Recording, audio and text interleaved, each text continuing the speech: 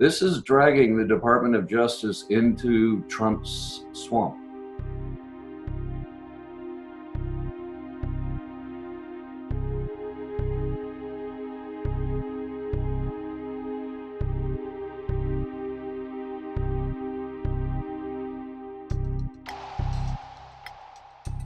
It sends a very firm message, not only to the Department of Justice, but also to the courts and the public, that both William Barr and Donald Trump have violated the tradition of independence from political influence.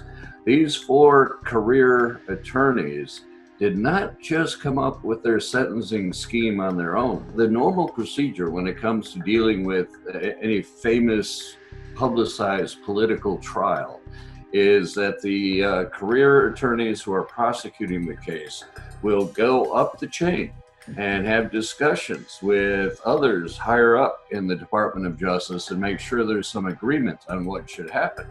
And that is what those career attorneys did. This was agreed upon within the Department of Justice.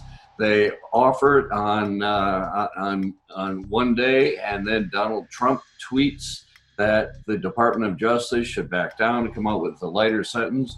William Barr, who has demonstrated over and over that he's really a patsy for Donald Trump, then intervened and came out one day later with a second memo calling for a lighter sentence. Your attorneys felt backstabbed by William Barr, and their credibility, their reputations before the court were going to suffer if they had to go back to the court and say, oops, how about a lighter sentence? The importance of the Department of Justice, it's supposed to be the institution that enforces the laws under the law.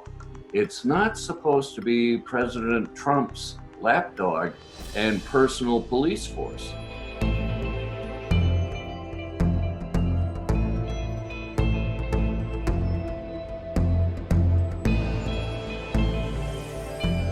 I want to thank the Justice Department for seeing this horrible thing. And I didn't speak to them, by the way, just so you understand.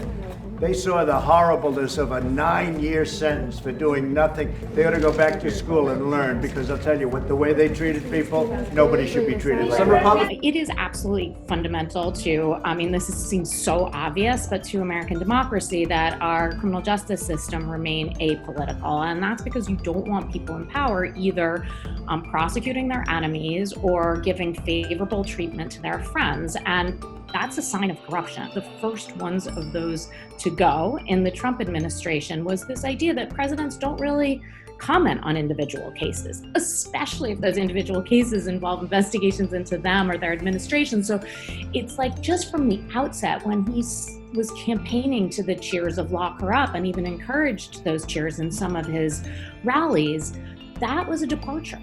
That was a departure from our norms, and those norms are important. They really are what keep us going as a democracy. Quite frankly, the Senate Republicans letting Trump off on these types of abuse of official power means Senate Republicans own this.